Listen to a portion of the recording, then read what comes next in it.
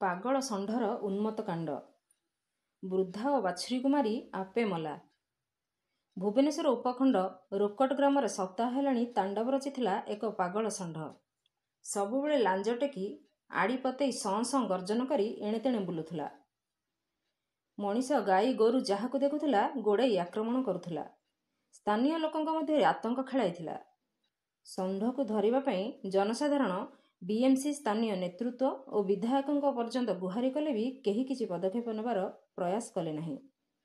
ପାଗଳ ଷଣ୍ଢ ଆକ୍ରମଣ କରି ଏକ ବାଛୁରୀଟିକୁ ମାରିଲା, 4 ଜଣଙ୍କୁ ଘାଇଲା କଲା, ତଥାପି କିଛି ପଦକ୍ଷେପ ନିଆଗଲା ନାହିଁ। ଶେଷକୁ ରୋକଟ ଗ୍ରାମର 70 ବର୍ଷ ବୟସ୍କା ବୃଦ୍ଧ ହେମଲତା ଦାସଙ୍କୁ କଚାଡ଼ି ମାରିଲା। ସକାଳୁ ଫୁଲ ତୋଳୁଥିବା ବେଳେ କଚାଡ଼ି ଦେବାରୁ ଗୁରୁତର ଅବସ୍ଥାରେ କିମ୍ସରେ ଚିକିତ୍ସିତ ହେଉଥିଲେ ସେ।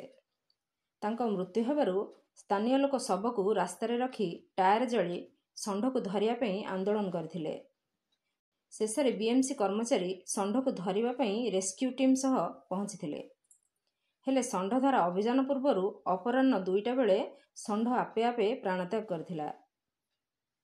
ମଝି ଗହଳିରେ ପଡ଼ିଥିବା ଷଣ୍ଢର ଶବକୁ ଗ୍ରାମବାସୀମାନେ ସଂସ୍କାର କରି ବିଦାୟ ଦେଲେ।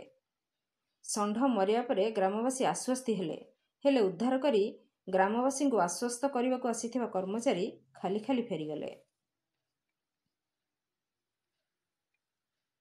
ବାରଙ୍ଗରୁ ରୁଦ୍ରନାରାୟଣ ଷଡ଼ଙ୍ଗୀଙ୍କ ରିପୋର୍ଟ, ନାଗରାଜ ନ୍ୟୁଜ୍।